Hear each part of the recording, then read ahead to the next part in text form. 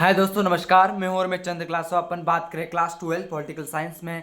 इसमें अपना टॉपिक चल रहा है, चैप्टर चल रहा है अंतर्राष्ट्रीय संगठन। और अंतर्राष्ट्रीय संगठन में अपना टॉपिक चल रहा है अंतर्राष्ट्रीय संगठन क्या है, यानी कि पहला टॉपिक उस पार्ट चैप्टर का ही नाम अंतर्राष्ट्रीय संगठन है, उसमें अपना टॉपिक का नाम भी अंतर्राष्ट्रीय संगठन है। तो अपने वर्ल्ड या विश्व में अंतर्राष्ट्रीय संगठन की क्या जरूरत पड़ती है, इसके बारे में अपन डिटेल ही पढ़ेंगे। तो पहला पॉइंट है अपने कि अंतर्राष्ट्रीय संगठन में अपने उद्देश्यों में व्यापक होते हैं, जो अंतर्राष्ट्रीय स्तर पर वाद विवादों के समाधान तथा शांति व सुरक्षा स्थापित करने में व विभिन्न देशों के माध्यम सौहार्दपूर्ण वातावरण का निर्माण करने में महत्वपूर्ण भूमिका निभाते हैं। यानी कि दो देशों के बीच में कोई युद्ध होता है तो उसको निपटारा करने में एक अंतर्राष्ट्रीय संगठन की जरूरत पड़ती है। इसमें ये कह रहा है, क्योंकि शॉर्टकट में एक परिभाषा पहुंच लिया अंतर्राष्ट्रीय संगठन क्यों जरूरी है।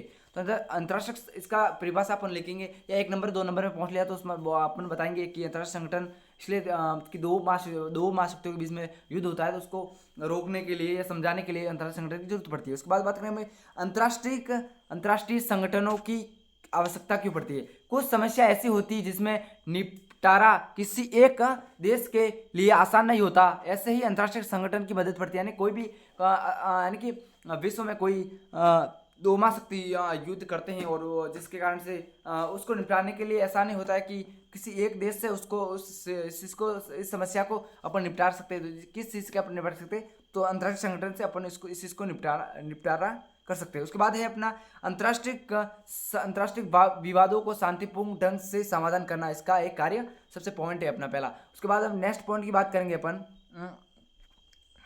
नेक्स्ट पॉइंट है कि युद्धों को रोकथाम में सहायक करना है, कि युद्ध हो रहा है तो उसको रोकना, इसमें समझाना, इसको उद्देश्य देना है अपने को युद्ध नहीं करना और विश्व में नुकसान नहीं करे। उसके बाद नेक्स्ट पॉइंट है विश्व में आर्थिक विकास करना है, कि जो गरीब देश विश्व में है उनके आर्थिक विकास करना अपना इसमें पॉइंट है। उसके बाद है अपना पॉइंट नंबर चौथा है कि प्राकृतिक आपदा और महामारी, यानी जैसे महामारी यानी जो कोरोना हुआ था उसके कारण से काफ़ी लोग मारे गए और बाकी गरीबों लोगों को गरीबी जो भी देश गरीबी है उनके लिए बहुत काफ़ी एक कठिनाई पैदा हुई, जो कि व्यापार हुआ नहीं, बिजनेस वगैरह जो बंद हो गए, इस कारण से काफ़ी लोग मर गए। इस कारण से बीमारी से कम मरे, बाकी जो कि खान पान से ज़्यादा लोग मर गए। उसके बाद बात करेंगे नेक्स्ट अंतर्राष्ट्रीय सहयोग को बढ़ावा देना, यानी कि इसमें सबसे पहले पॉइंट आता है कि अंतर्राष्ट्रीय सहयोग को बढ़ावा देना हमें इसको देना चाहिए। ओके, उसके बाद है वैश्विक तापप्रति से निपटता, यानी कि वैश्विक यानी कि जो अमेरिका जैसे विकसित देश है, जो कि बहुत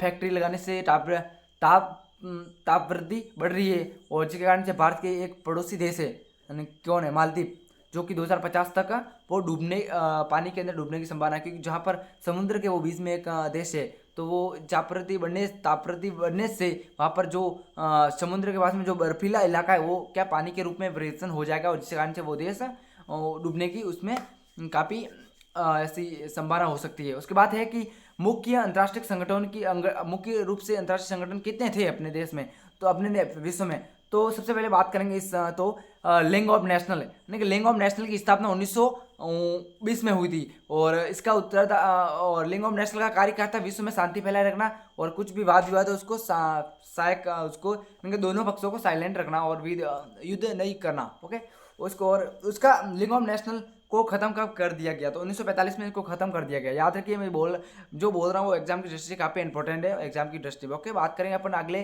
तो संयुक्त राष्ट्र संघ, इसमें सेकंड संगठन आया संयुक्त राष्ट्र संघ। तो संयुक्त राष्ट्र संघ की स्थापना हुई थी 24 अक्टूबर 1949 को। इसकी स्थापना हुई थी, कब हुई थी, 24 अक्टूबर 1949 को इसकी स्थापना हुई थी। और इसमें इसके उद्देश्य क्या है, विश्व में शांति फैलाए रखना। इसको अपन डिटेल में पढ़ेंगे, एक बार अपने को इस बार सिंपली आपको बता रहा हूँ। उसके बाद है विश्व व्यापार संगठन।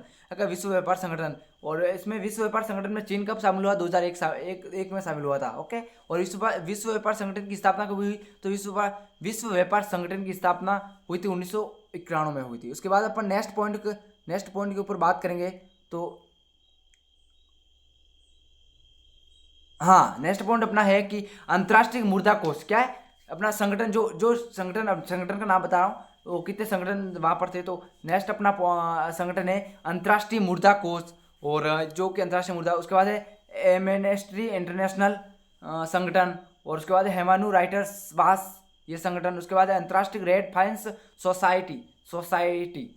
ओके, ये इतने संघ ज़्यादा इसमें काफ़ी इंपॉर्टेंट लग रहा है इसमें। तो एक है अंतर्राष्ट्रीय मुद्रा कोष की स्थापना कब हुई, ये अपने को याद रखना है, और संयुक्त राष्ट्र संघ की स्थापना कब हुई, और लिंग ऑफ नेशनल की स्थापना कब, और विश्व व्यापार संगठन की स्थापना कब हुई, ये काफ़ी इंपॉर्टेंट है, एग्जाम डिस्ट्री आने की संभावना, बाकी ज़्यादा कोई इंपॉर्टेंट, इसलिए मैं आपको इसको डिटेल के बारे में जान रहा है। तो इसमें एक महत्वपूर्ण प्रश्न यहाँ 4 नंबर से उठने की संभावना है कि इसमें एक है संयुक्त राष्ट्र संघ क्या है, तो इसकी पूरी जानकारी आपको मैं बताऊंगा। तो इसमें सबसे पहले है तो संयुक्त राष्ट्र संघ की स्थापना कब हुई है ना, संयुक्त राष्ट्र संघ की स्थापना हुई थी, संयुक्त राष्ट्र संघ की स्थापना हुई थी 24 अक्टूबर 1945 को इसकी स्थापना हुई थी। कब हुई थी? 24 अक्टूबर 1945 को इसकी स्थापना हुई। और इसके सदस्य वर्तमान में 2011 के अनुसार, इसके 2011 की जनगणना के अनुसार इसमें सदस्य कुल कितने शामिल हुए, तो इसके शामिल हुए थे 193 देश शामिल हुए थे। ओके, कितने? 193 देश शामिल हुए। स्क्रीन पर आपको दिख रहा है कि इसको 193 देश शामिल हुए। और इसका मुख्यालय कहाँ है? न्यूयॉर्क, न्यूयॉर्क इसका मुख्य न्यूयॉर्क में इसका मुख्यालय है। और उसके बाद बात करेंगे अपन नेक्स्ट, इसको पूरा डिटेल में पढ़ेंगे। तो नेक्स्ट है कि 24 अक्टूबर 1945 को संयुक्त राष्ट्र संघ की स्थापना हुई और संयुक्त राष्ट्र संघ लीग ऑफ नेशनल का उत्तराधिकारी है ना। संयुक्त राष्ट्र संघ किसका उत्तराधिकारी के प्रश्न यहाँ से उठने की संभावना है। लीग ऑफ नेशनल का उत्तराधिकारी कौन सा है? तो संयुक्त राष्ट्र संघ है। और संयुक्त राष्ट्र संघ की स्थापना के समय संयुक्त राष्ट्र संघ में 51 देश शामिल थे। कितने? 51 देश। और 51 देश शामिल, 51 सा जो देश शामिल हुआ था वो हुआ था पोलैंड। कब हुआ? कौन सा हुआ था? पोलैंड। नाम सुना होगा आपको, पोलैंड। और ये कब शामिल हुआ था? 15 अक्टूबर। कब हुआ था? 31 ये होता ये कब हुआ था? 15 सॉरी, जो 31वां सदस्य इसमें शामिल हुआ था तो वो कौन सा हुआ था? पोलैंड शामिल हुआ था। और ये कब हुआ था? 15 अक्टूबर। कब हुआ था? 15 अक्टूबर। और भारत भी इसमें भारत भी इसके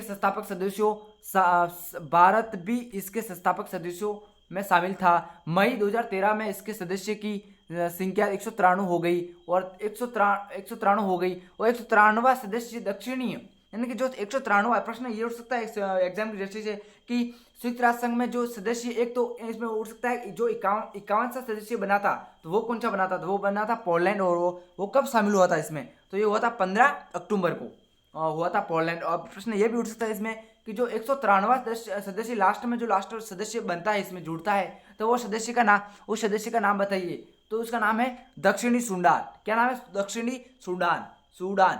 ध्यान रखिए आप, मैं दो बार बोलने के कारण दो बार बोलने के कारण क्या है कि आपको याद होए। ओके, उसके बाद बात करेंगे अपन कि इसमें भारत कब शामिल हुआ, यानी कि संयुक्त राष्ट्र संघ में भारत कब शामिल हुआ था। संयुक्त राष्ट्र संघ में भारत शामिल हुआ था 30 अक्टूबर 1945 को इसमें शामिल हुआ था। कौन शामिल हुआ था? भारत। ये प्रश्न भी उठ सकता है कि संयुक्त राष्ट्र संघ में भारत कब शामिल हुआ था। ओके, उसके बाद बात करेंगे अपन नेक्स्ट पॉइंट की, तो संयुक्त राष्ट्र संघ के उद्देश्य क्या है। संयुक्त राष्ट्र संघ के उद्देश्य क्या है? पहला उद्देश्य है अंतर्राष्ट्रीय झगड़ों को रोकना, यानी कि इसमें सबसे पहले है कि अंतर्राष्ट्रीय झगड़ों को रोकना। याद रखिए ये पॉइंट काफी इंपॉर्टेंट है एग्जाम की दृष्टि से, इसलिए एग्जाम में इसमें प्रश्न क्या उठता है? संयुक्त राष्ट्र संघ के उद्देश्य, यानी कि 2 उद्देश्य लिखे या 3 उद्देश्य लिखे। 2 नंबर का प्रश्न हो तो 2 उद्देश्य लिखे, हो 4 नंबर का हो तो 4 उद्देश्य लिखे, ऐसा पूछ लिया तो आप क्या बताओगे। इसलिए आप ध्यान से सुनो और पढ़े। स्क्रीन पर जैसे मैं पढ़ रहा हूँ उसको पीछे से रीडिंग करता है जो आपको याद हुए। तो पहला पॉइंट है कि संयुक्त राष्ट्र संघ के सदस्य उद्देश्य बताइए। तो सबसे पहले है कि अंतर्राष्ट्रीय झगड़ों को रोकना, है ना। सेकंड उद्देश्य है राष्ट्रों के बीच में सहयोग को राह दिखाना, यानी कि राष्ट्रों के बीच में, यानी कि 2 देशों के बीच में कुछ झगड़ा होता है तो उसको सहयोग में राह दिखाना। और उसके बाद तीसरा पॉइंट है अगर किसी देश में युद्ध छिड़ जाए तो शत्रुता के दायरे को कम करना, यानी कि जो अगर किसी देश में युद्ध छिड़ जाए तो जो शत्रुता है उसके दायरे को कम करना, यानी कि उसके बाद जो हथियार वगैरह है उनको नहीं यूज करने की उपाय देना, यानी कि उसके बाद है कि पूरे विश्व में सामाजिक, यानी कि पूरे विश्व के लिए सामाजिक आर्थिक विकास के लिए कार्य करना है। इसका काम, चौथा काम क्या है कि पूरे विश्व के लिए सामाजिक और आर्थिक विकास के लिए कार्य करना। ओके, कितने पॉइंट हुए अपने? 1 2 3 4 पॉइंट हुए। और नेक्स्ट पॉइंट की अपन बात करेंगे तो नेक्स्ट पॉइंट है अपना कि आपदा, महामारी, अन्य किसी समस्या की मदद करना, यानी कि कोई किसी कारणवश से प्रकृति के कारण से कोई आपदा पैदा हो जाती है, भूकंप वगैरह, अन्य महाबीमारियां जैसे कोरोना जैसे हो गया, तो इसको समस्या को मदद करना, एक दूसरे देशों में मदद करना। उसके बाद बात करेंगे अपन संयुक्त राष्ट्र संघ के अंगों के नाम, यानी कि संयुक्त राष्ट्र संघ के अंगों, यानी कि प्रश्न ये उठ सकता है संयुक्त राष्ट्र संघ के अंगों के नाम बताइए। ये 4 नंबर में प्रश्न उठने की संभावना है, तो क्या बताओगे। तो सबसे पहले आएगा सुरक्षा परिषद। याद रखिए सुरक्षा परिषद सबसे पहला अंग आएगा, सुरक्षा परिषद। उसके बाद आएगा अंतर्राष्ट्रीय न्यायालय। क्या आएगा? अंतर्राष्ट्रीय न्यायालय। और सुरक्षा परिषद इशू डिटेल पढ़ेंगे, एक बार अपने को शॉर्ट पढ़ रहा हूँ। पहला है पॉइंट सुरक्षा परिषद, दूसरा है अंतर्राष्ट्रीय न्यायालय, और तीसरा है सचिवालय, और चौथा है आम सभा, और उसके बाद 5वां है न्याय परिषद, और छठा है आर्थिक और सामाजिक परिषद। इसमें एक पॉइंट को हटाया गया था 2009 के तहत न्याय परिषद। क्या है? न्यायशीता परिषद को हटा दिया गया है। पर आपको अभी एनसीईआरटी के हिसाब से तो इसको याद करना भी जरूरी है, क्योंकि सिलेबस के आउट है पर याद करना जरूरी है। ओके, तो आने की संभावना भी हो सकती है।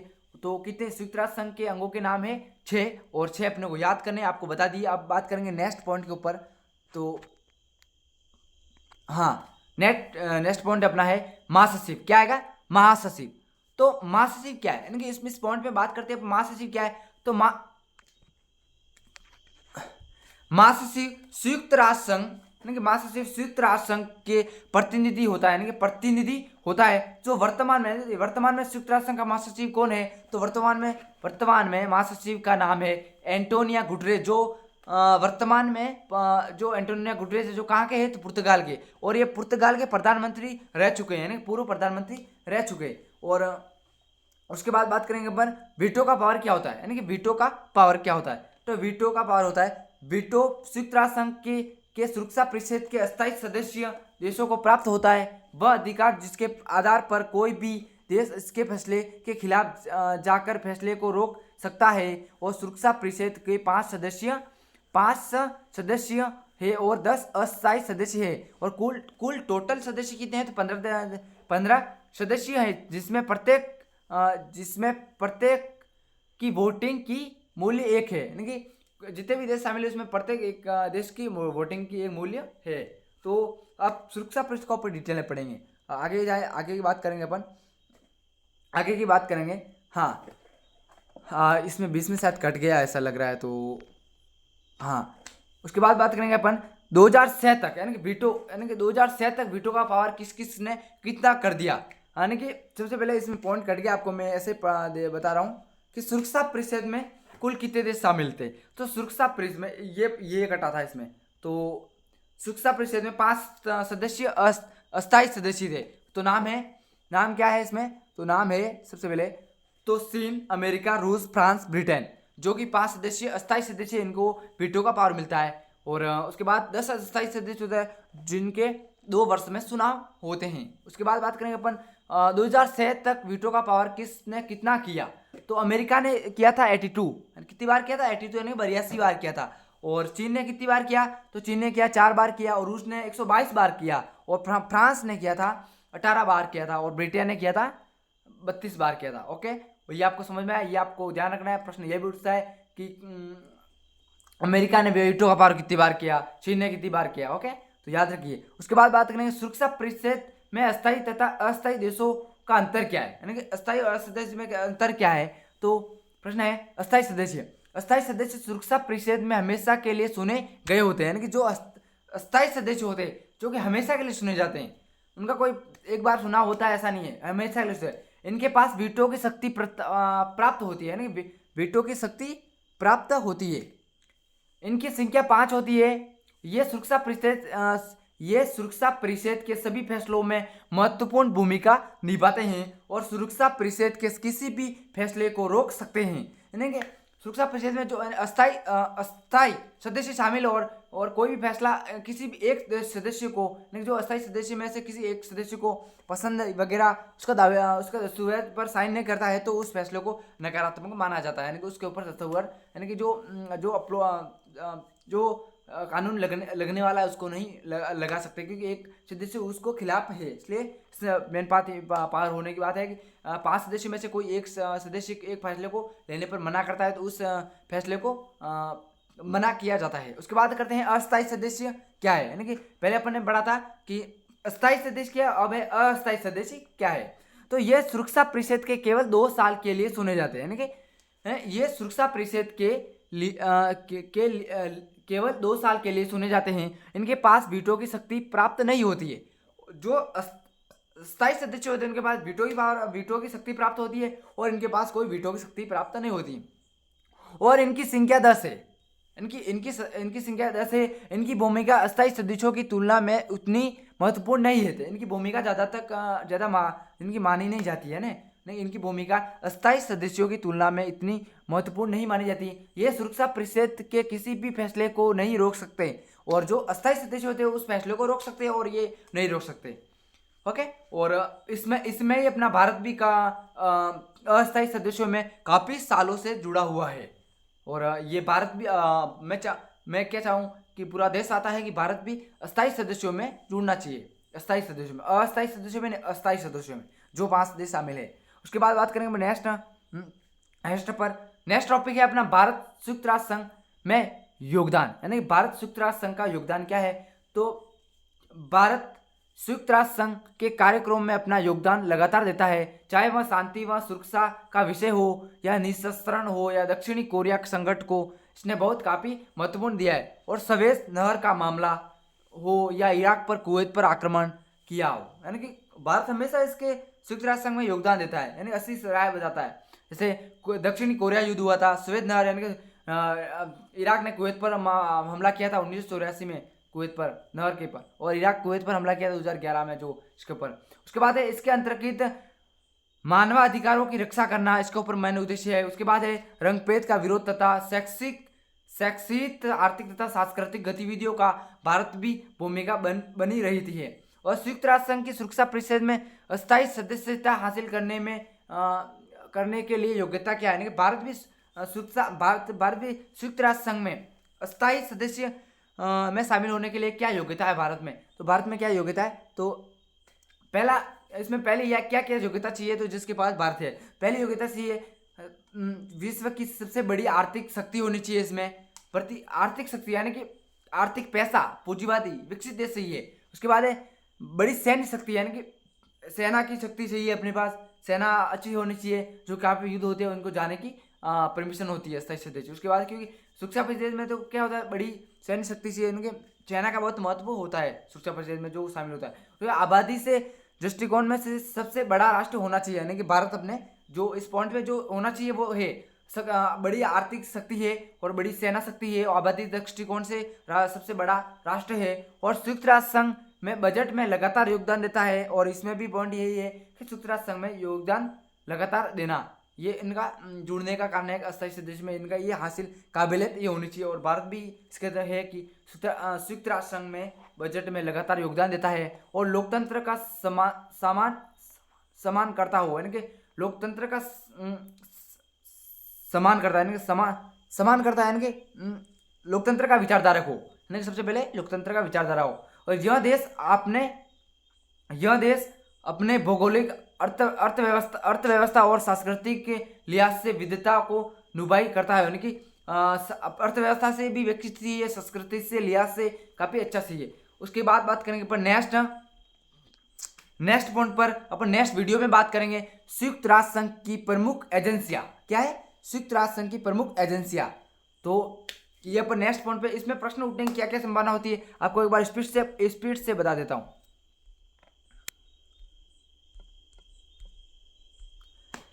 सबसे पहले उठता है अंतर्राष्ट्रीय संगठन क्या है, ओके।